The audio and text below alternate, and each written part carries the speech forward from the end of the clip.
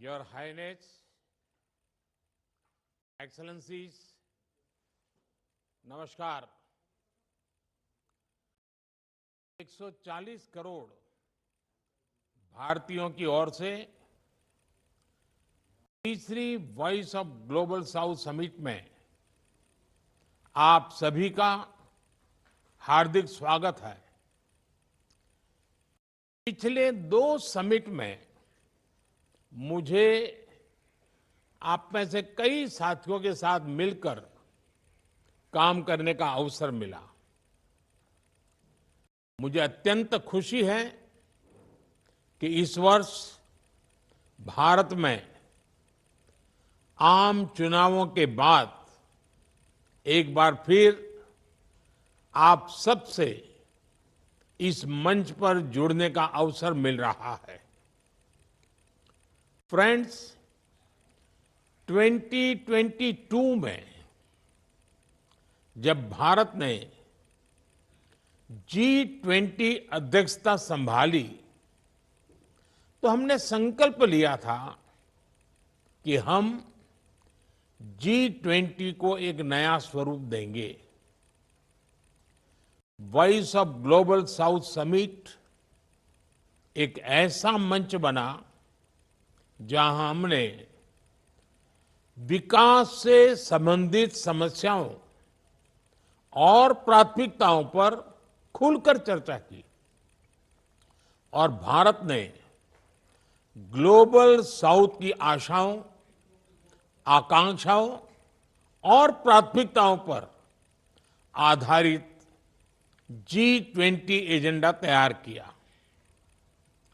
एक समावेशी और विकास केंद्रित अप्रोच से G20 को आगे बढ़ाया।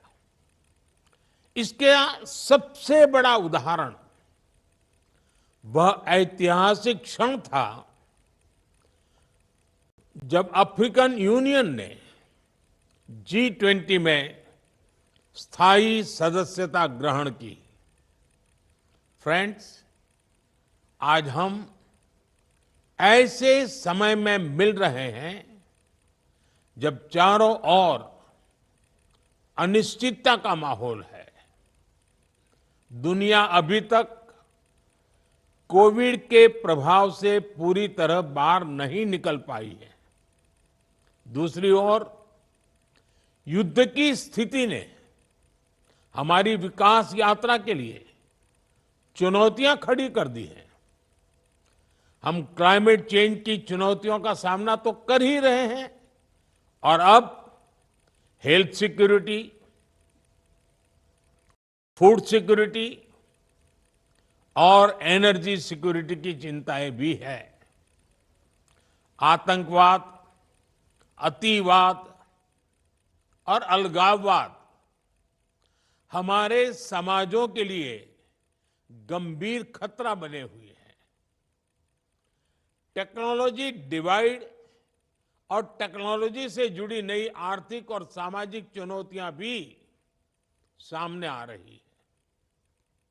पिछली सदी में बने ग्लोबल गवर्नेंस और फाइनेंशियल इंस्टीट्यूशंस इस सदी की चुनौतियों से लड़ने में असमर्थ रहे हैं। फ्रेंड्स, यह समय की मांग है कि ग्लोबल साउथ के देश एकजुट होकर एक स्वर में एक साथ खड़े रहकर एक दूसरे की ताकत बने। हम एक दूसरे के अनुभवों से सीखें, अपनी क्षमताओं को साझा करें, मिलकर अपने संकल्पों को सिद्धि तक लेकर के जाएं, मिलकर 2/3 मानवता को मान्यता दिलाएं और भारत ग्लोबल साउथ के सभी देशों के साथ अपने अनुभव, अपनी क्षमताएं साझा करने के लिए प्रतिबद्ध है। हम आपसी व्यापार, समावेशी विकास, सस्टेनेबल डेवलपमेंट गोल्स की प्रगति और विमेन लेड डेवलपमेंट को बढ़ावा देना चाहते हैं।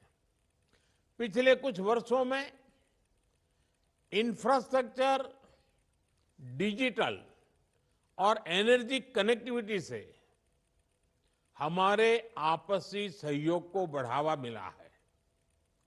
मिशन लाइफ के अंतर्गत हम न केवल भारत में बल्कि पार्टनर देशों में भी रूफटॉप सोलर और रिन्यूएबल पावर जनरेशन को प्राथमिकता दे रहे हैं। हमने फाइनेंशियल इंक्लूजन और लास्ट माइल डिलीवरी के अपने अनुभव को साझा किया है। ग्लोबल साउथ के विभिन्न देशों को यूनिफाइड पेमेंट्स इंटरफेस यानी यूपीआई से जोड़ने की पहल की है। एजुकेशन, कैपेसिटी बिल्डिंग और स्किलिंग के क्षेत्र में हमारी पार्टनरशिप में महत्वपूर्ण प्रगति हुई है। पिछले वर्ष global south young development forum की भी शुरुआत की गई और दक्षिण यानी ग्लोबल साउथ एक्सीलेंस सेंटर हमारे बीच कैपेसिटी बिल्डिंग, स्किलिंग और नॉलेज शेयरिंग पर काम कर रहा है। फ्रेंड्स, समावेशी विकास में डिजिटल पब्लिक इंफ्रास्ट्रक्चर यानी डीपीआई का योगदान किसी क्रांति से कम नहीं है। हमारी G20 अध्यक्षता में बना ग्लोबल डीपीआई रिपोजिटरी डीपीआई पर अब तक का पहला मल्टीलेटरल कॉन्सेंसस था। हमें खुशी है कि ग्लोबल साउथ के 12 पार्टनर्स के साथ इंडिया स्टैक साझा करने संबंधी समझौते हो चुके हैं। ग्लोबल साउथ में डीपीआई में तेजी लाने के लिए हमने सोशल इम्पैक्ट फंड बनाया है। भारत इसमें $25 मिलियन का शुरुआती योगदान करेगा। फ्रेंड्स, हेल्थ सिक्योरिटी के लिए हमारा मिशन है वन वर्ल्ड वन हेल्थ और हमारा विजन है आरोग्य मैत्री यानी फ्रेंडशिप फॉर हेल्थ। हमने अफ्रीका और पैसिफिक आइलैंड देशों में अस्पताल, डायलिसिस मशीनें, जीवन रक्षक दवाएं और जन औषधि केंद्रों के सहयोग से इस मित्रता को निभाया है। मानवीय संकट के समय भारत एक फर्स्ट रिस्पॉन्डर की तरह अपने मित्र देशों की सहायता कर रहा है।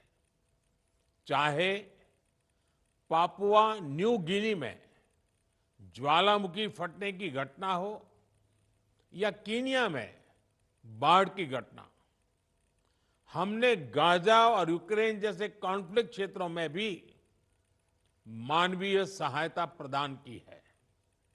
Friend, voice of global south summit एक ऐसा प्लेटफॉर्म है जहां हम उन लोगों की आवश्यकताओं और आकांक्षाओं को आवाज दे रहे हैं जिन्हें अब तक अनसुना किया गया है।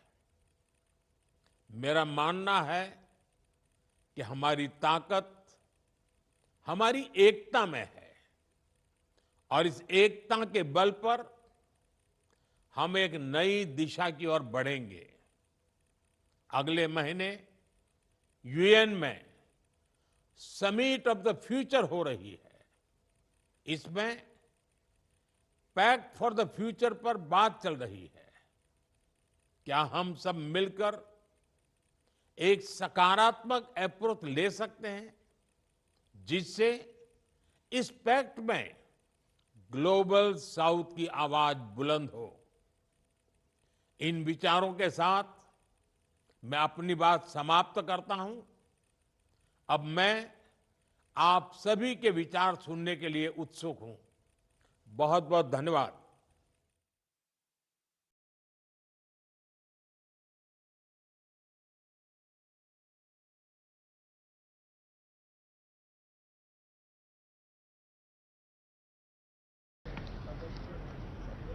श्रद्धेय अटल जी 3 बार प्रधानमंत्री रहे। लोगों ने माननीय प्रधानमंत्री श्री नरेंद्र मोदी में श्रद्धेय अटल जी के आदर्शों की छवि देखी। आज देश ने माननीय प्रधानमंत्री श्री नरेंद्र मोदी जी को महानायक के रूप में अपनाया है, जननायक के रूप में अपनाया है।